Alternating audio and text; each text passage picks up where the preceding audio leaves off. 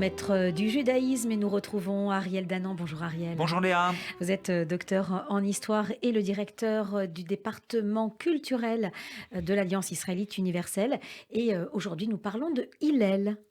Ce que tu n'aimes pas que l'on te fasse, ne le fais pas à ton prochain. Telle est toute la Torah. Le reste n'est que commentaire. Va et étudie. Vous avez évidemment reconnu la parole de Hillel, le personnage dont je vais vous parler aujourd'hui, parce que Hillel ancien a vécu au dernier siècle avant notre ère.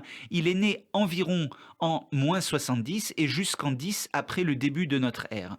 C'est l'un des maîtres les plus importants du judaïsme. Tout le monde le connaît bien au-delà du peuple juif, et pourtant, nous n'avons que fort peu d'informations biographiques sur lui.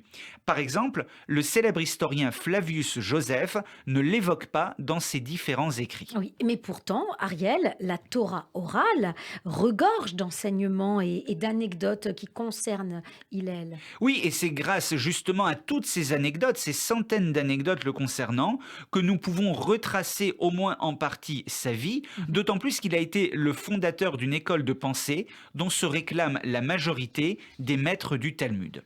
Hillel, appelé quelquefois Hillel à Babli, Hillel le Babylonien, est originaire donc de cette communauté juive de Babylone qui existait depuis plus de 5 siècles à sa naissance.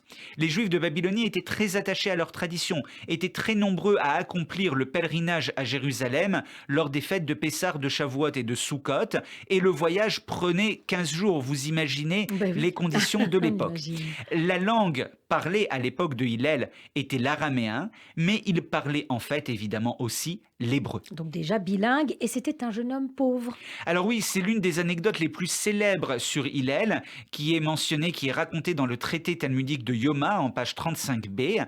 Hillel, à ses débuts à Jérusalem, est présenté comme un jeune homme d'une grande pauvreté, qui travaillait durement pour gagner de quoi manger et de quoi payer son entrée à la maison d'études, car ce n'était pas gratuit d'entrer à la yeshiva. Un jour que n'ayant pu gagner cet argent, il monta sur le toit du bâtiment pour écouter à travers la lucarne. C'était en hiver, la neige le recouvra et il fut découvert inconscient par les rabbins qui trouvèrent leur salle bien sombre le matin venu du fait que le corps de Hillel bouchait la fenêtre.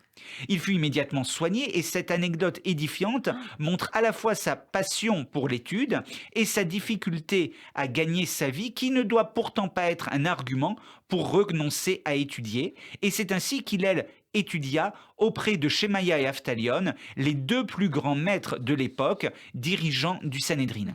À Jérusalem, il est très vite reconnu comme sage, suite au fait qu'il ait légiféré que le sacrifice de Pessah pouvait être maintenu même le jour du Shabbat, en solutionnant les différents problèmes de halakha posés par les autres rabbins. L'une des questions était comment transporter le couteau du sacrifice pendant Shabbat, où il est interdit de porter, et Hillel répond en disant que le peuple sait déjà comment faire, en le mettant dans la fourrure de l'animal. Alors, afin de s'imposer comme un maître reconnu par tous, il ne suffit pas de répondre à ce genre de questions, il faut également faire preuve de sa supériorité intellectuelle, mais aussi de sa grande piété. Et nous avons de multiples exemples de ces deux qualités. Hillel est en effet le codificateur de 7 règles d'herméneutique permettant d'interpréter les textes de la Torah pour fixer la règle.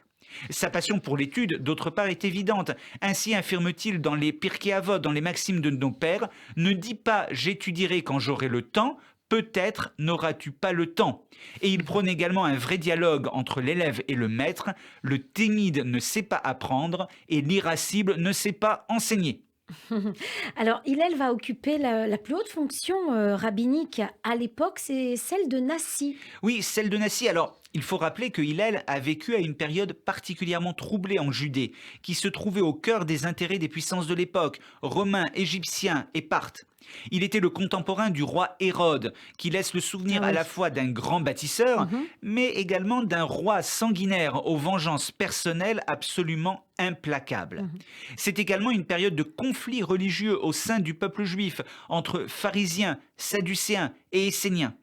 Hillel fait partie des pharisiens, les précurseurs du judaïsme rabbinique, proches du peuple, contrairement aux sadducéens qui refusaient la loi orale et recrutaient leurs membres principalement au sein de l'élite des Lévites qui gérait le temple de Jérusalem, et contrairement également aux Esséniens qui revendiquaient une vie d'ascète.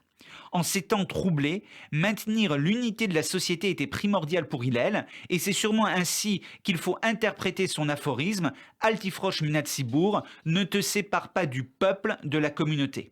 Il attache aussi beaucoup d'importance aux efforts que chacun doit faire pour progresser selon ses moyens, sans se reposer sur l'autre ou sur la société. Si je ne suis pas pour moi, qui le sera? Si je ne suis que pour moi, que suis-je? Oui. Et si ce n'est pas maintenant, quand le pourrais-je? Il va pourtant représenter une école, hein, une école qui va s'opposer dans les textes de la loi orale.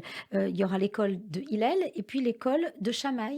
Évidemment, dans tous les débats de la Mishnah, on a toujours cette même opposition entre Hillel et Shammai. Mmh. Alors, Hillel et Shammai ont le même but, faire aimer la Torah. Mais Hillel le fait avec douceur, sans s'énerver, tandis que Shammai est moins enclin à la patience.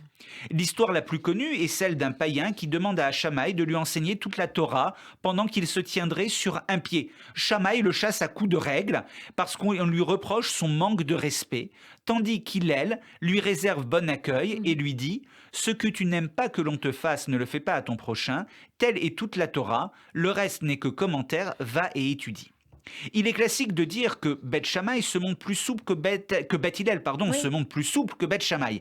Il s'agit en fait d'une opposition beaucoup plus complexe et moins systématique. En revanche, on peut dire sans se tromper que Beth Hillel se montre plus proche du peuple, fait le maximum pour que la halakha ne soit pas trop difficile à appliquer. En un mot, il se montre pragmatique.